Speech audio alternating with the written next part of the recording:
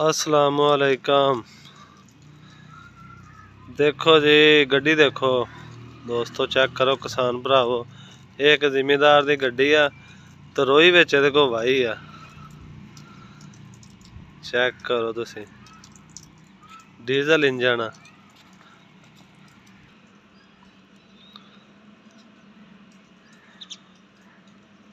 Check करो जी यारन मुल्ले वाली गड्डी, और साडे चढ़दे पंजाब वालियां ने जिहड़ियां पसंदियां गड्डियां, वो गड्डी चेक करो पाकिस्तानियों। देखो ये जिमीदार ने रखी आ, विचे या खुड्डा कुकड़ियां वाला सिट्टिया ते विचे खाद खूद 3-4 गट्टू ते विचे डीजल दे केन।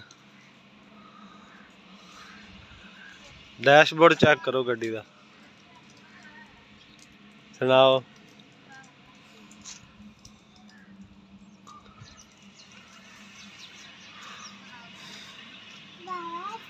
पिछे ट्राली शराली पाउण भी हुक शुक चंगी वधिया लगी हुई है।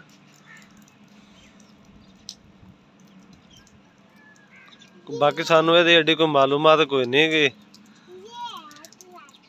ये 7-16 दे इहनू टायर पाए हुए आ, देख लो चंगे उच्चे टायर आ। ते आ एक होर ही पाया, वो अगले होर आ ज्यादा चौड़े। 2 सवारियां तो बाकी जिन्ने हथ पैंदा उत्ते चढ़ जाओ तो दब्बी रखो कम। चेक करो है ना गड्डी जिमीदार वाली, फिर जट्टां वाली।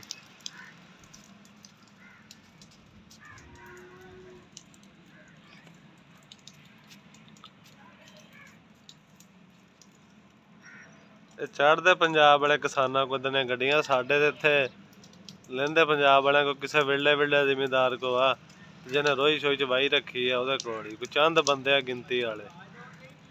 किन्ने क थैले ते लोड कर दिंदे हुंदे?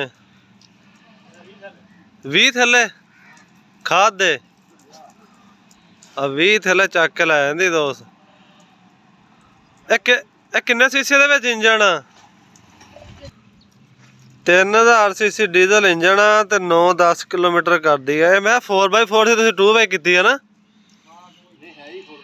है तो 4x4 जैनवन नहीं। अगों तो शाफ्ट कड्ढी नहीं? नहीं चालू तो शाफ्ट तो कड्ढी हुई है ना हुण। चेक करो ट्रक ही है पूरा, चंगी उच्ची है दोस्तों। ये तो चढ़ना भी कोई 2 स्टैप तां चढ़ना पैंदा, निक्की मोटी नहीं हैगी।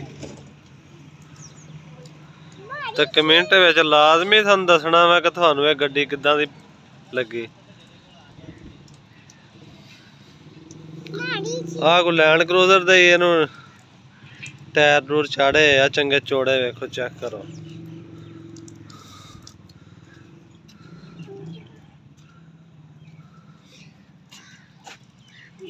ये 4x4 आ।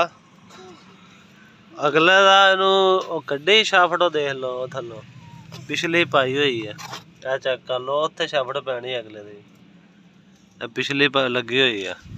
ये 2 व्हील ही कीती हुई है। सिर्फ पिछले टायर दे जोर लाउंदे आ, तो अगले दे जोर कोई नहीं लाउंदे, ओहदी शाफ्ट कड्ढी हुई है।